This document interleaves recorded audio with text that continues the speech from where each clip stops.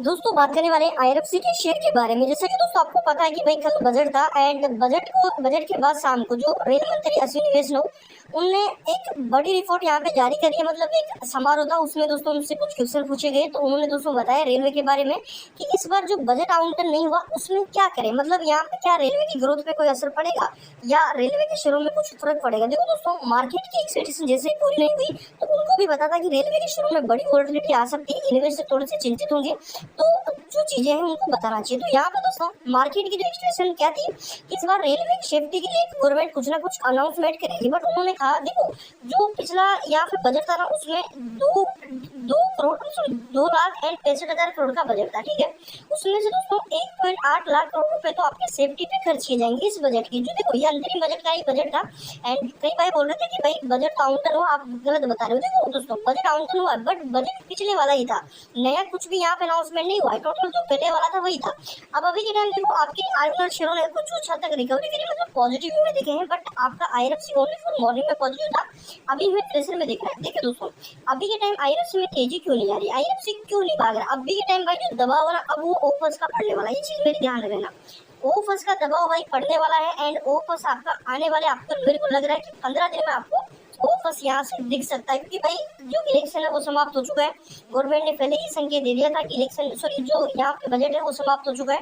Government ने पहले ही संकेत कर दिया था कि इलेक्शन या इलेक्शन के बाद तक हमें यहाँ पे ओपस ले आने वाले हैं एंड जो सेबी का रूल है उसके अकॉर्डिंग यहाँ पे ओपस एक बार आना ही है, तो ओपस आने वाला है। बट मेरे हिसाब से देखिए ओपस में अगर करेक्शन आता है तो आपके लिए अपॉर्चुनिटी बनेगी, क्योंकि देखिए आईआरएफसी बेटर स्टॉक है। अभी ये टाइम चार्ट पैटर्न के अकॉर्डिंग स्टॉक के टारगेट पूरे नहीं हुए हैं, तो आने वाले 2-3 महीने में एक अच्छा बाउंस स्टॉक में दिख सकता है। जल्दी ही क्यूपस के रिजल्ट भी दिखेंगे एंड जिस प्रकार एफआईडीए ने दोस्तों क्यूपस में मतलब पिछले 3 महीने में अपनी होल्डिंग बढ़ाई है, तो उसके हिसाब से हम ये एक्सपेक्टेशन कर सकते हैं कि आगे स्टॉक में एक अच्छा जो गेन है वो हमें मिल जाए।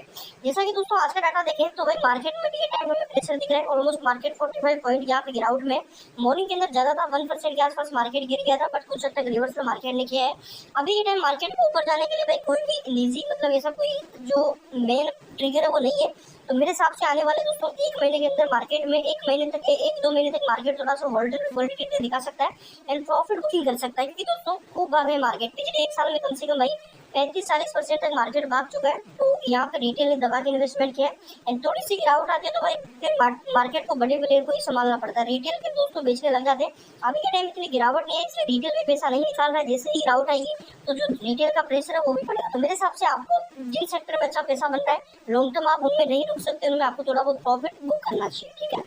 अब देखो बात करते हैं यहाँ पे आईआरएफसी के बारे में। 5 करोड़ 40 लाख की टोटल वॉल्यूम रही है एंड 1059 करोड़ के आसपास के टोटल आज शेयर ट्रेड होते हुए नजर आई। 33% की शेयर में डिलीवरी रही है, जो कि अच्छी डिलीवरी है एंड डिलीवरी मेरे हिसाब से भी टाइम मतलब एवरेज है, ज्यादा बेटर भी नहीं है, ज्यादा कम भी नहीं है। 34 लाख के आसपास अभी के टाइम बाहर है एंड 94 लाख आपके शेयर देखने को मिल रहे हैं।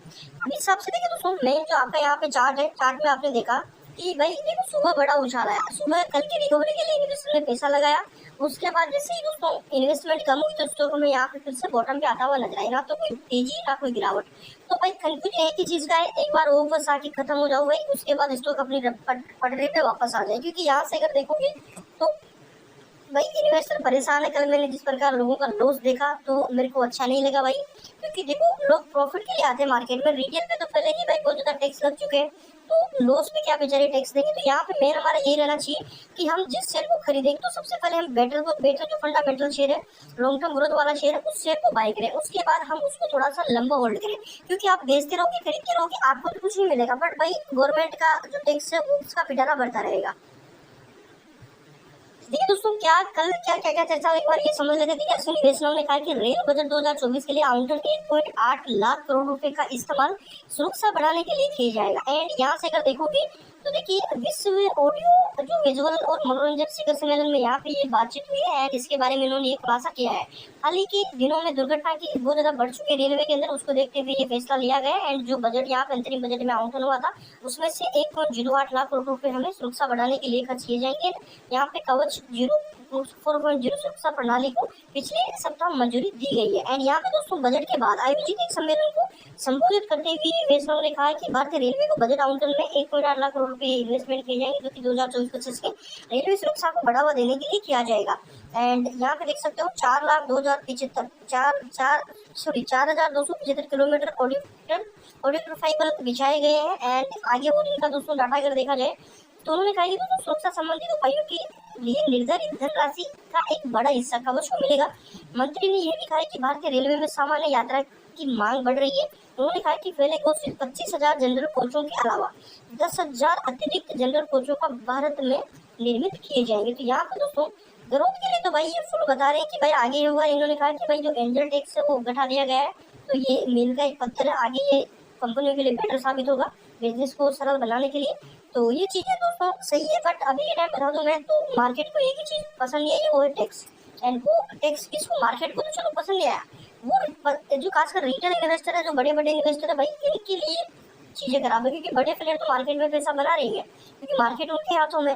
भाई रिटेल को बेचारा वो तो दूसरों के पीछे चल रहा है। अब वो तो मान के चलो किसी भी सही स्टॉक में पैसा लगाएगा तो भी वो ज्यादा प्रॉफिट देगा, तो भी नहीं लिख पाएगा, क्योंकि क्या करेगा वो लालच करेगा, लालच के बाद फिर गिर गया तो फिर थोड़ा सा प्रॉफिट अब उसको निकालेगा तो टैक्स देना पड़ेगा। तो कई सारी चीजें भाई, तो यहाँ पे मेरे हिसाब से आपको थोड़ा सोच समझ के अच्छे स्टॉक में मार्केट में थोड़ा सा लंबा समय देना चाहिए। उसके लिए आप देखिए भी टाइम आरबीएल में अच्छा खासा बाउंस हो रहा है, 1% के आसपास तेजी है। आईएफसी भाई टोटली यहाँ पे न्यूट्रल है, कोई भी यहाँ पे हलचल बड़ी नहीं है, नॉर्मल कंसोलिडेट कर रहा है।